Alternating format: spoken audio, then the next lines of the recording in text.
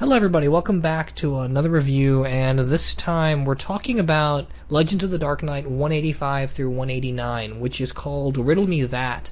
For anyone that doesn't know, Legends of the Dark Knight was this ongoing where essentially you got a different story within the first 5 years of Batman's career for the most part, but then every now and then when you had a major Batman event, it would tie into it. So this story takes place right before War Games. It even says so in the first issue, but it was actually published, I think, alongside the story or during the prequel for the story. So I think this came out after War Games because Lowe, which builds into this following Hush Returns, was published during War Games. Oh yeah, you're right. Okay. Yeah, then it probably came out after. It's tough to tell at that point because there were so many Bat books going on at once. Oh yeah, and thank God that's changed. Oh yeah. And if you can't tell, I brought in my good friend Sid Part 2 Ian to help me review this because this is one of his favorite Riddler stories of all time, if not his favorite. I think this is like one of the greatest Riddler stories ever told. It's not like an amazing story that delves into Batman and Riddler's characters and shows this incredible dynamic between them or anything. I just think it's a really solid story. And I have the issues right here. So it's Detective Comics 797, 798, and 799 that have the prequel to this story in them. Oh, okay. Well, I haven't read the prequel in a really long time. I actually just read this story for the review. Low is a really simple story. I mean, it's just a backup and 3 issues of Detective. Right. So I mean, it's essentially one issue, like a really short issue of a comic. It's the gist of it is Riddler is running away from Hush, as we see at the end of Hush Returns. If anyone's read that recently, which don't even bother. It's awful. Yeah, so he's running away from Riddler or Hush, and he goes to Ivy, who's like kind of taken up in essentially Gotham's version of Central Park, and she's turned it into like a rainforest. He goes to her for protection, and she, along with all of Batman's rogues gallery, is mad at Riddler for creating Hush, and so she threatens to kill him and ends up just kind of demoralizing the hell out of him. And when one of her like henchies at the end of the book says, "Mistress, I thought we were going to kill him," and she essentially says, "Already did." She just the whole story is just about demeaning the Riddler and showing you're not even like good enough to be called a colleague with Joker, Two-Face, myself, and we're the real freaks. We just tolerate you is the whole point of the story. Yeah, and that kind of provides some context for where Riddler is at the beginning of this, where he's basically just homeless and bumming around. Mm-hmm. Yeah, it really does. And then, sorry, go ahead. The one moment of that story that is really interesting is Ivy says all this stuff to really cut him down as she's been threatening to kill him throughout the majority of the story, and then he's like, "All right, fine, just do it, just kill me already," and then she just tells him to leave. So that's where he is at the beginning, or at the end of Low, and at the flashbacks in this. Yeah, and I think it's important to mention, just in context, that this is a story that, regardless of quality, it's something that needed to happen. Because the moment Hush was introduced, there was this really dumb thing going on with the Bat books, where Hush just basically took over, and if you weren't Black Mask or Hush, you got kicked by Hush or Black Mask and got kicked out of town.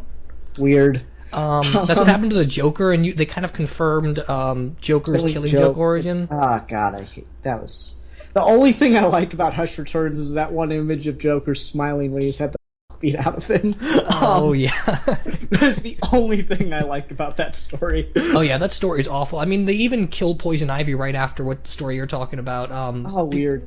Yeah, because apparently there's some kind of weird poison she creates that cures her, and then she doesn't have the plant tolerance to survive it anymore, so she dies, but then comes back later because Hush was horrible. Yep. So all that was kind of necessary because the entire Bat Rogues Gallery were made into chumps for a little while.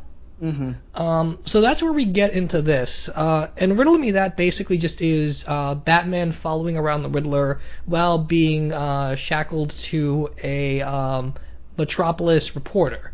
And it sounds really simple, but the crux of the story is basically getting into Riddler's head a little bit and defining a new identity for him, even though it's something that doesn't stick past this story.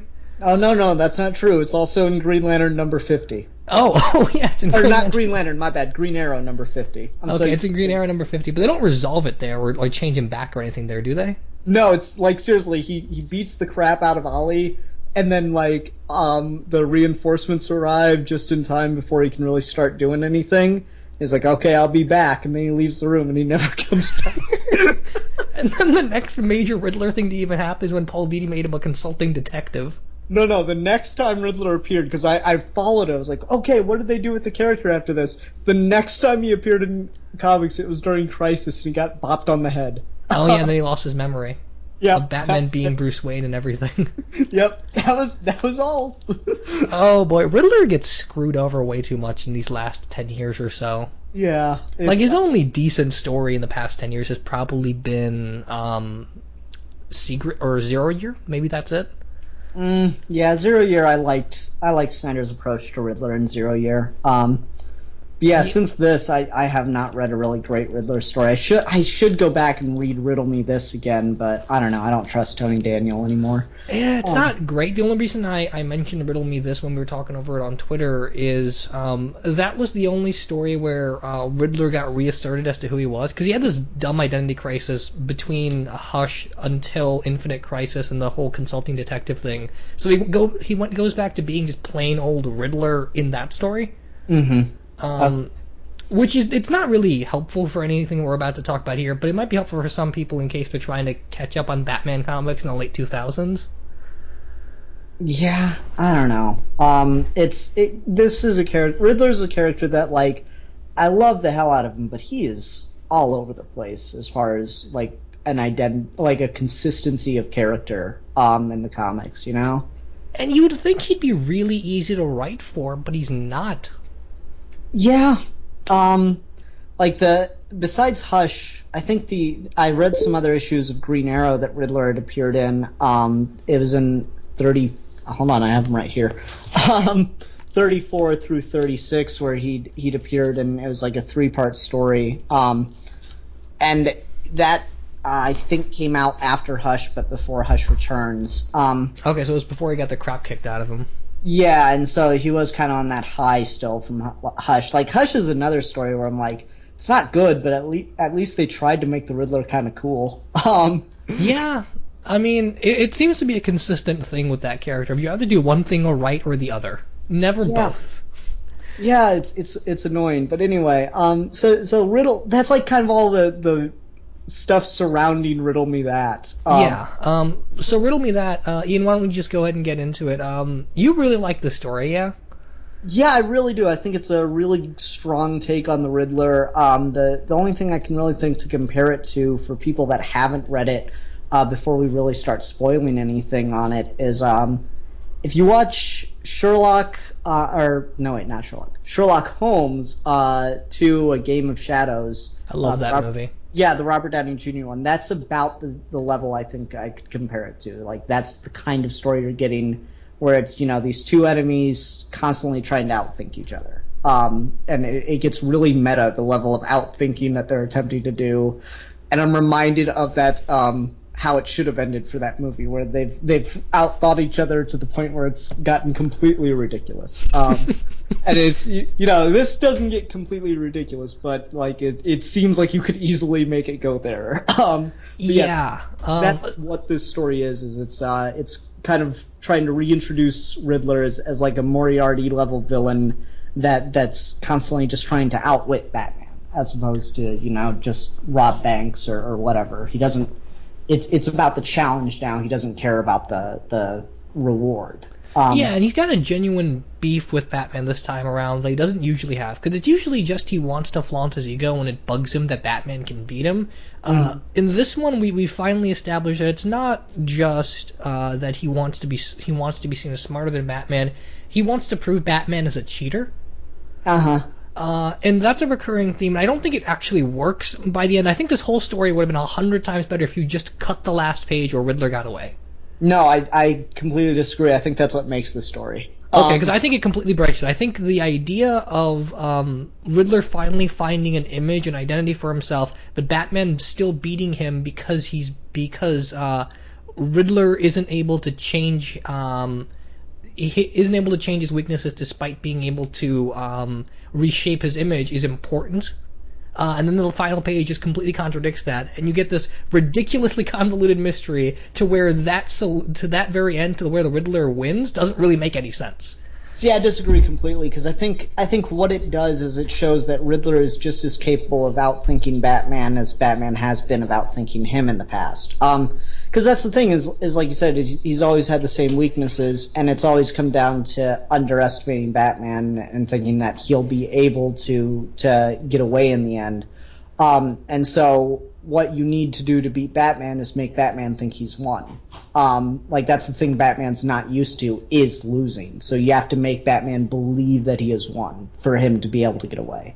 But I just didn't buy the way Riddler won. I mean, the whole idea of this stepbrother who's seen as dumb by both his father and Riddler, teaming up with Batman and being this outside force that helps Batman win, the same way Riddler thinks he's got an inside source on Batman that can help him win, I think works a lot better than just conveniently making it so everyone's on the same side for him at the end.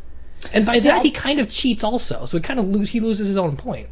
Well, no, see, I don't think that Riddler thinks he's dumb. It's the guy's father that thinks he's dumb. And importantly, I don't think he's a stepson or anything like that. Well, I mean, to Riddler, he'd be like a stepbrother-ish kind of thing. Oh, gotcha. Okay, that's what you meant. Yeah. No, I don't think Riddler thinks he's dumb. He never indicates that at all throughout any of the stories or flashbacks that we see of him.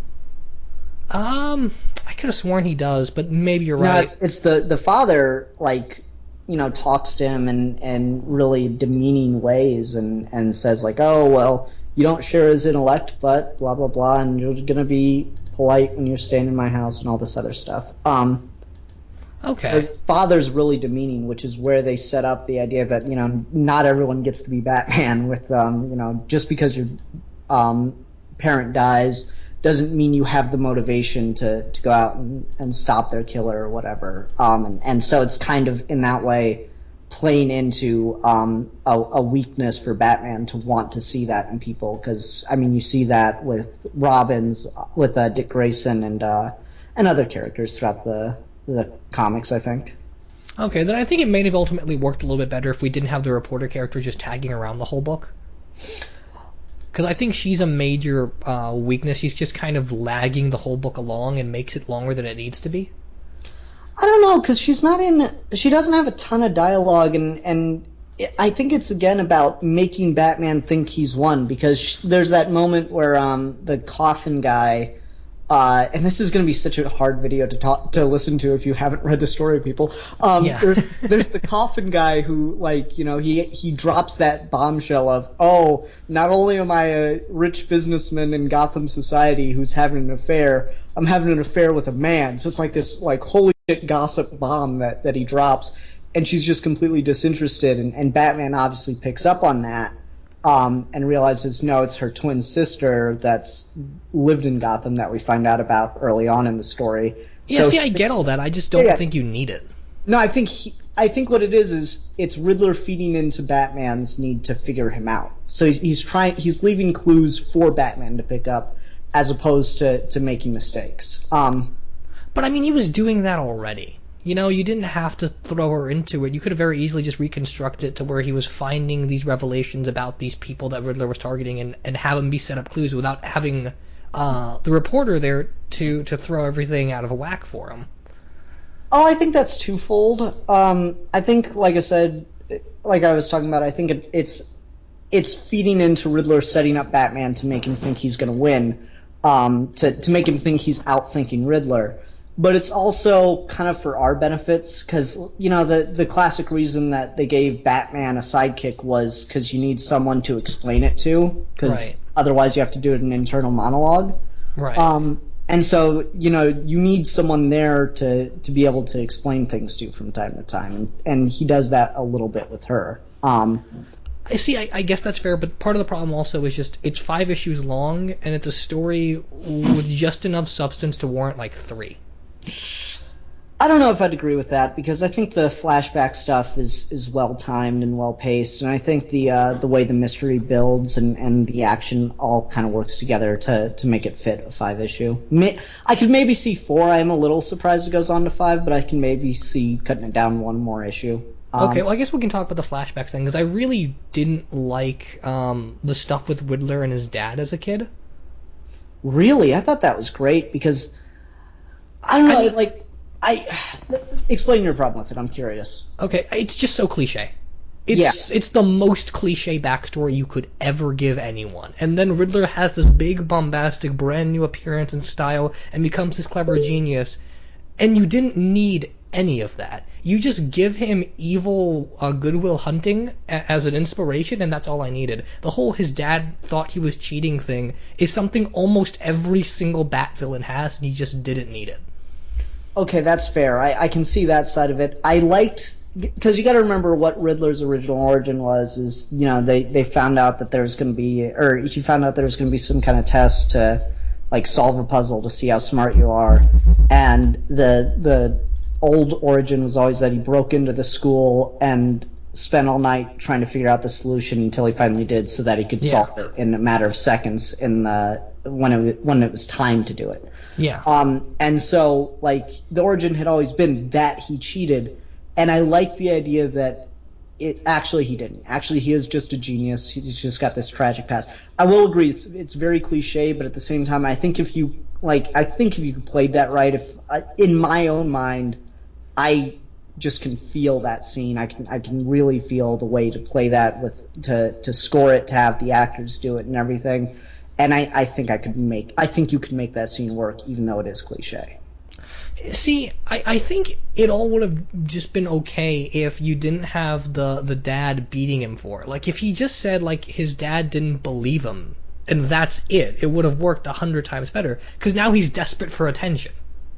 See, that's a good point, but I think that you're taking the beating him for it the wrong way. The dad won't accept that his son is smart. He doesn't want his son to be smart. And so he's beating him and telling him that he's cheated because he doesn't want to believe that his son is smarter than him. But his dad's not enough of a character for me to care about that. I mean, that's definitely the intent, but his dad's there only to beat him.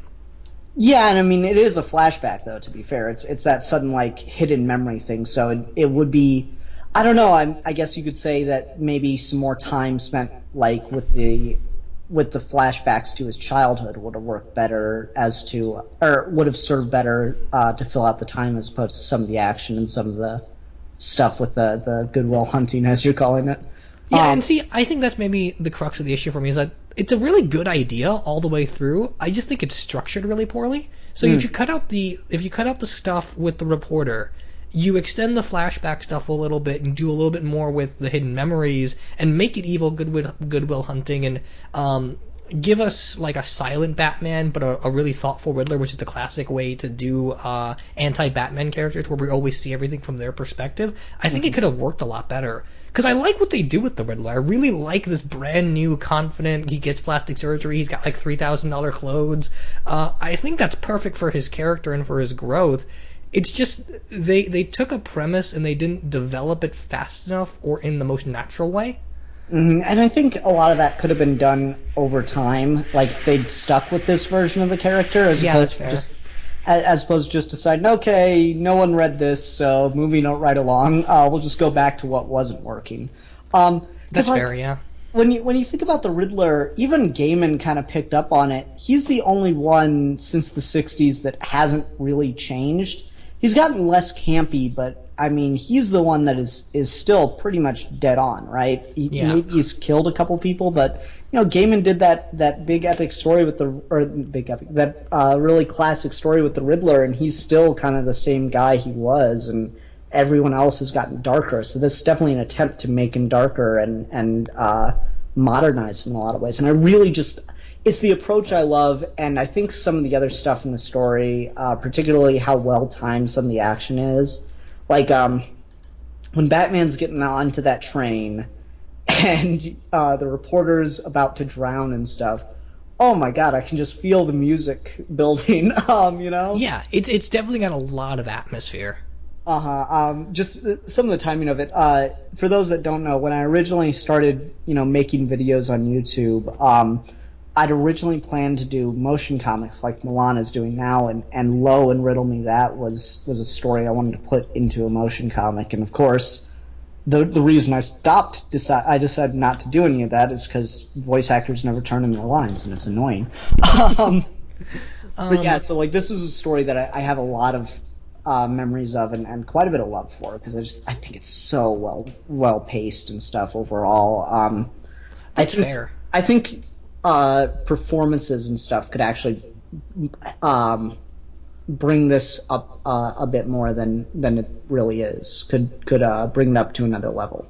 Yeah, because I think after reading this, my first thought is this is the next Batman movie. You could totally make a movie out of this. Yeah, exactly. Like I first came across this story when it was shortly after Dark Knight came out, and I was, spending time on forum boards just looking at people speculating about what the next movie could be, and, fake news that we were getting constantly.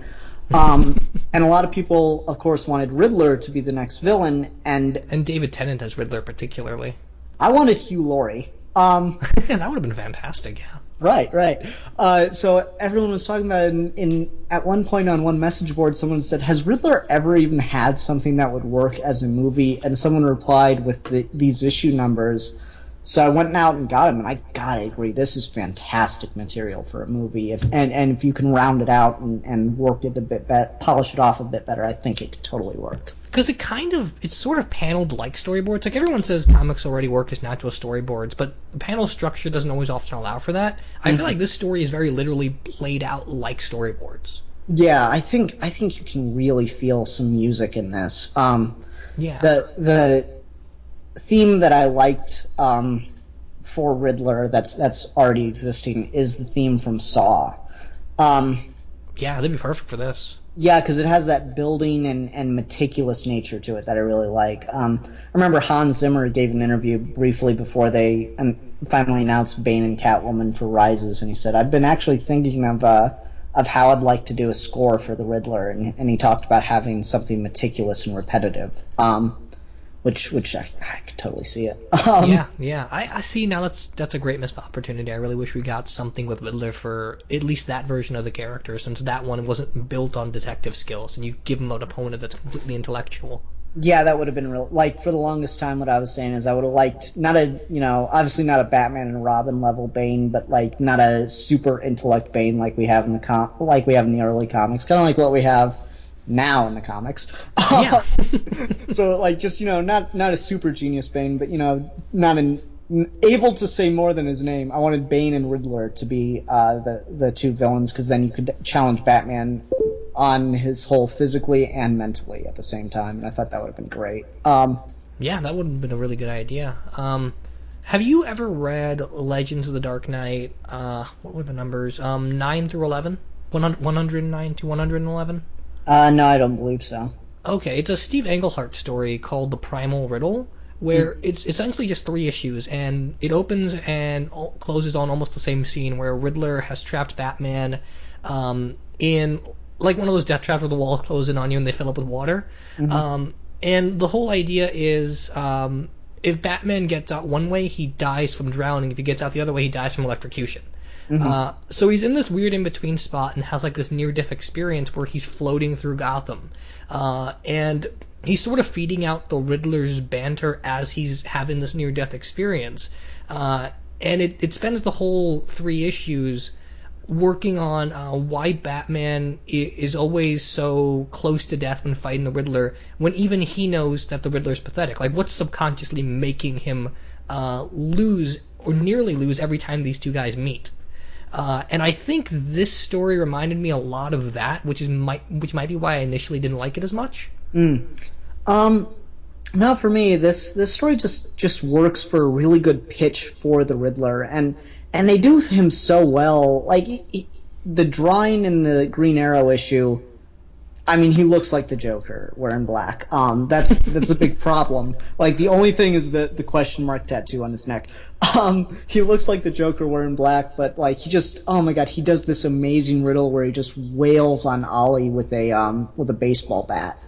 and he's just yelling this riddle at him, and all he's doing, he doesn't have the the death trap gimmick in that issue. He's just mad and getting his revenge basically, and because in the 30s story arc, Green Arrow had only been able to beat him because there was some kind of mystical power outage bullcrap. It's stupid. He was so ahead. The other issues are really funny because Riddler ties parade balloons to elephants and makes them fly. So that's awesome. That's hilariously awesome. It is. No, but just the approach for the character is what so grabs me about this. And the rest of the story, it's not fantastic, and it certainly doesn't analyze any kind of deep-seated relationship between Batman and Riddler, but it just feels like you could have built that out of this. You really could have taken this and run with it. See, now you're really turning me around on it, because I think just as you mentioned that, I think one of the most fascinating things about the story is that Riddler has kind of become what Bruce Wayne is. Mm-hmm. He's kind of in Bruce Wayne's league now, and there were lots of characters that try to do that here and there. But this is one where Riddler's kind of embraced it, and it's something that he's always wanted, no matter what story he's written in, where he's always kind of wanted fame and recognition. And even the Paul Dini consulting detective Riddler was trying to force his way into the top 1%. And now he's finally got it, and it feels so natural, and it feels so totally. so much like he's like a better rival for Batman with that. Yeah, he has that line in this. He's like, beaten by your greatest enemy. And he's like, greatest enemy, huh? And he goes, no hair, no green hair or purple suit, I'll grant you, but give it time. It's almost like they knew what the writer knew what he was setting up here. Like, I really felt like this guy just totally knew, just had a really fresh, really great take on the Riddler. And maybe you could argue it's too dark and stuff, but you could have lightened it down just a little bit, remove the beating stuff if you really wanted to, or maybe have his dad, not instead of beating him, maybe have his dad just dismiss it away, and just, like, verbal abuse would probably have worked a little bit better than having to go as far as physical abuse. Because it seems like every Bat character has that to some degree. If people don't know, this is written by a guy named Shane McCarthy, and he's mostly done either indie stuff or Transformers. And the only Batman stuff I know that he's done is, like you said, Low and Riddle Me That, but he also has like a 2-issue arc on Detective called Victims. Oh, okay. I didn't know that he'd written Low as well. You can definitely tell, though, now that I think about it, because he does really, really have a way to set this character up. And it seems like Riddler for a while in the early 2000s was kind of trapped in setup mode, because they kind of did it with Hush, but that because it's such a big reveal at the end, you don't really have Riddler as a big part of that story, which is a problem. So then they made Hush a character, which was just a god-awful idea. Yeah, he's good for one story in his entire existence. And even then, Yeah, Heart of Hush I like a lot, but that's it. Yeah. No, I was talking about, like, Hush as an idea of, like, the villains coming together to set up an ultimate enemy. Like, that's a clever premise. It could have worked better than it did. And having Riddler be the one that kind of stabbed everyone in the back to be behind it was pretty clever. And I even like how Batman outsmarts him, but in the end, if you can only have Riddler be the villain for one issue of that, that's a problem. Yeah, of course. And not give us anything like a proper relationship or something to like build off of from that story, because all that happens at the end of Hush is Riddler finds out Bruce Wayne's identity. He's not allowed to tell anyone, and then he's used as a punching bag until this story. Yeah, and this story just, like, I honestly think this came out in the wrong book. If this had come out in Detective, this would have fit Detective a lot better. If this had come out just from the title. Yeah, if this had come out in Detective or in Batman, I think that this would be the Riddler that everyone's writing right now. Yeah, I feel like they'd have no choice at that point, because when you put something in Detective or Batman, it feels like the status quo, and even if writers can't pull it off, they always try to. That's kind of what killed the whole Detective Riddler thing. Yeah, like, honestly, I feel like, obviously, he probably would have gone back to wearing the traditional costume as opposed to this, and I don't hate the question mark tattoos and the, kind of suave black suit, green shirt, but I would have missed the old costume eventually. I think you could have done a nice kind of bridging of those two, where you just added some green to his suit, and that's it. Yeah, maybe, like, black bowler hat with the green question mark and then green pinstripes on the suit or something. Yeah, something like that. I mean, maybe you could just go as simple as he's wearing all black, he's got like a really dark green blazer, and then you just give him his traditional Riddler cane. Yeah, that'd probably work as well. It's so weird because this issue, it doesn't have a lot of meat to it. It really does feel kind of like an extended one of those Golden Age issues where this is the character and here's the voice we have for him. But in modern times with modern sensibilities about it. The one moment that I do absolutely love in this though, that I think is just, it's not one of the greatest Batman moments ever, but it's like an honorable mention of greatest Batman moments ever as far as just simple one-offs, is when Riddler's sitting there in the room talking to him and Batman keeps surrounding him and then just passes through him. It's like, how'd you know? You have no scent. It's just really clever. Yeah, that's a lot of fun. And that's something that you don't usually get in those kinds of Batman stories where you just kind of jump through and it's like, oh, he's a hologram, obviously. Well, yeah, it's just like, it's such a clever thing to do in comics because, of course, Batman knows what someone, can obviously smell people. And I think it's funny because scent becomes a big thing. It's like used 2 or 3 times throughout this book. Batman uses it to be able to detect things 2 or 3 times is the sense of scent, but that's like the one thing you definitely do not have in comic books is the ability to smell what's going on the page.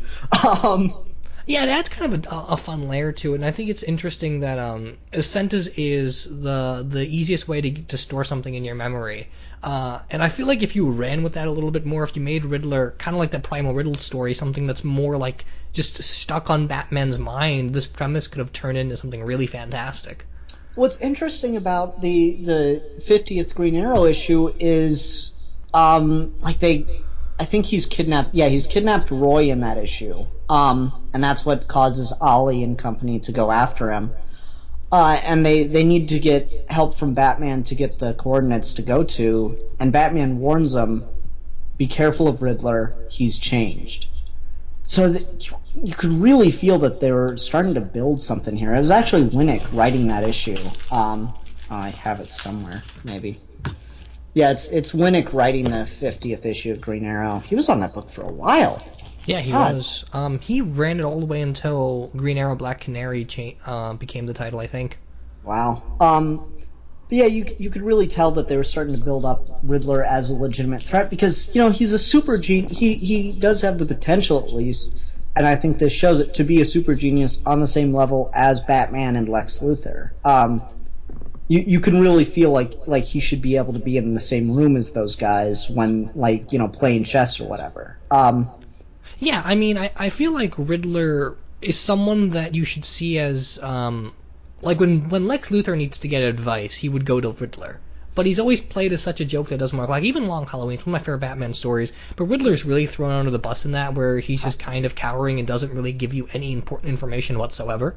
Mm-hmm. Yeah. And they make Calendar Man, of all people, smarter than Riddler in that story. Calendar Man. Come right? on. I like Calendar Man, but he is not Riddler. Yeah, it's one of those things where, you could imagine, Riddler being a kind of that criminal consultant thing that's going on in Sherlock, and that's because I remember reading somewhere at one point that Riddler would easily be able to get away with all of his crimes scot-free if he just didn't leave riddles. So I like the idea that he's the one that sets up, capers for everybody, but it's one of his, he's the one that has actually pulled off a certain job because he'll leave a riddle. Otherwise, no one knows who did it. Basically make him like the Calculator, then. Yeah, I guess I haven't read enough Calculator is the problem. Okay, well, Calculator basically just does that, where he's like, he's sort of like the bad guy version of Oracle. Oh, okay, that's clever. He's not used to great effect, but every now and then he cashes in on that premise and we do something fun with it. Mm-hmm. See, I just think you could get away with Riddler setting up schemes for people for a fee. Yeah. It's like, oh, here's a job for you. You need some money. Here you go. Yeah, because I feel like Riddler's looking for recognition. It doesn't matter really whose it is, but as long as it's a group of people that admire him, whether it's bad guys or superheroes or police officers or whatever, you could run with that. Mm-hmm. And I just think I love that the whole thing in this because they have that confrontation in that display area in the museum, and Batman says, "You can't sell it. It's on the black market. It's not going to be worth anything." He's like, "Why would I want to sell it? That's a trophy." Yeah, Riddler kind of goes on Batman's terms, and you could see how that could have brought out a really interesting parallel. Like, what if Riddler had his own Batcave-esque museum of trophies and conquests? Yeah, and it's just this time, and like I would, Riddler is one of those people because he doesn't like to kill. Like he'll do it, but it's not his thing like Joker, where he'll just kill someone randomly. You could see a dynamic built up with Riddler and Batman, where Riddler wins actually considerably often, or at least gets away considerably often, as opposed to ending up back in Arkham or Blackgate or whatever. And they're constantly, every time he shows up, it's a score to settle kind of thing, where like they're literally playing a game. I really could get into that. Yeah, see, now I kind of just want a book of some sort where Riddler, Lex Luthor, and Clock King get together and they make the ultimate criminal organization. Yeah, that'd be cool. The only people that could be equipped to deal with them are like Batman and Mr. Terrific. Yes, awesome. So you're really turning me around to this. I'm actually enjoying it a lot more just talking to you about it. And I guess a part of the problem is just DC was going through so much weird crap around the time of this story that not everything stuck. Yeah, there's a lot of changes going on, and I don't think anything has really stuck around since that era, except for Black Mask not being Roman Sinos anymore. Yeah. Of all the things to get rid of, that's the one thing that was working the best is the one thing that they got rid of. What the hell, people? Black Mask never gets his due diligence. Like, you get a great setup for him, and then something always crappy happens to him. It happened with both Black Masks. It happened in the New 52. And I have no doubt that when interest peaks in again after we get those new War Games reprints, the same thing will happen with the next Black Mask. Yep, because even, like, I was kind of initially against the idea of Jeremiah Arkham becoming Black Mask, but they ended up making that work really well. There's that great panel in, I think it's Battle for the Cowl, where he's just standing there and the city's on fire. Mm-hmm. Yep. Oh, man. That's great stuff. Just, they can't make that character. They just can't keep that character being cool. Milan and I were doing, I think we were on an episode of Geeky Gentleman, and Milan made this point, and I'm just going to make it here because I think it's hilarious. Could you imagine Black Mask on trial? It's just like, my client is clearly innocent. Your dude has a skull for a face. He's guilty. Oh, that'd be great. I'd love that. See, you mentioned Hugh Laurie earlier. Now I kind of want Hugh Laurie as Black Mask in a Batman movie. Just imagine the personality you could bring to that. Maybe. I still think he could play an amazing Riddler. Just because of watching House. That's what I was watching House at the same time as I was reading all this stuff on the internet about like who could be the next Batman villain and stuff, and so those two are now forever inseparable in my mind.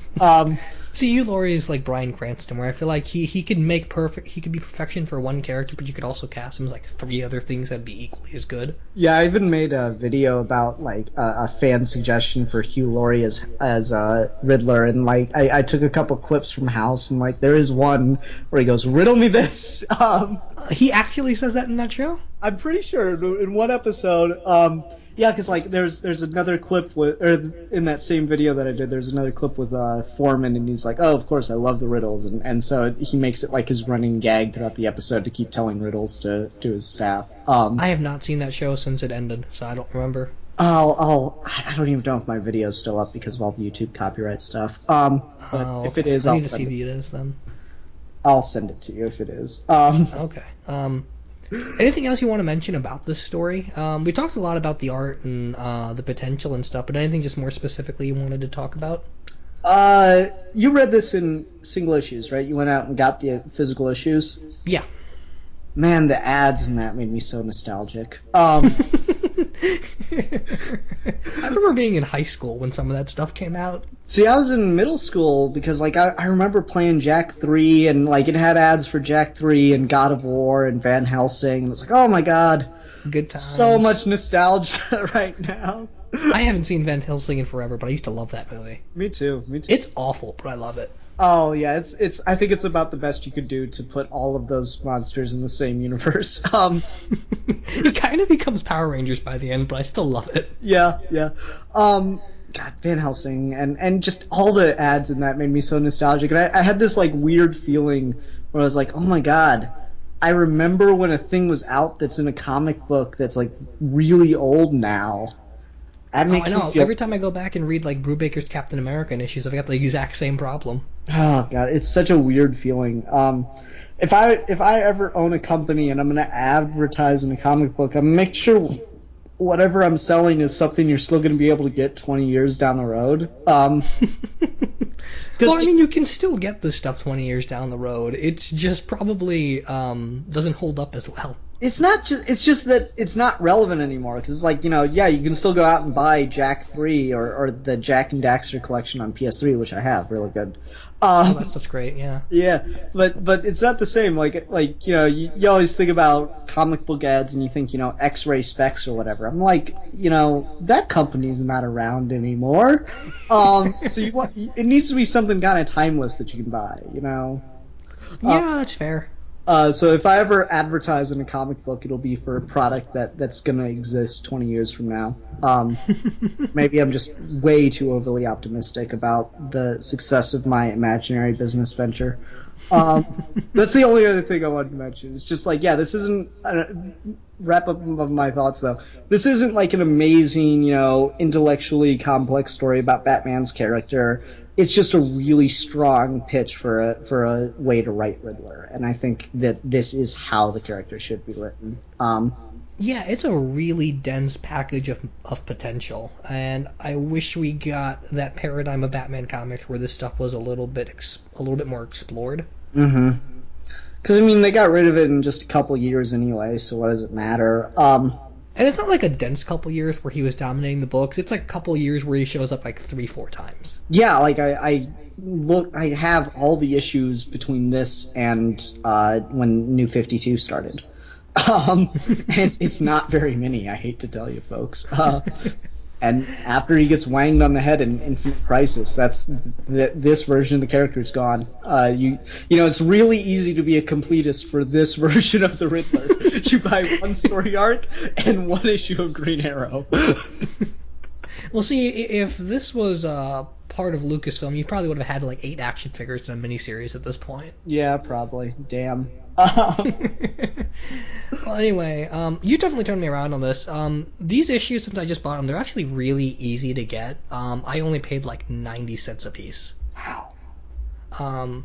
I guess no one remembers this. And Legends of the Dark Knight issues tend to cost a little bit more, but not this one. Yeah, it's definitely worth it if your comic store has back issues or if you can find it on Comixology. I don't even know if they have Legends of the Dark Knight, but it's worth the read. It's an interesting experience. Yeah, it might not be the most well put together story, but I still think it really works. I think it's definitely worth the read. Yeah, I agree. Thanks everybody for watching. I'll make sure to leave links in the description to Ian's channel and Twitter and everything. Mm-hmm. And we do Geeky Gentlemen every week, so definitely check those out. Mm-hmm. Thanks, Ian, for joining me. Not a problem, man. It was fun. Yeah, it was. And we'll see you next time for another video.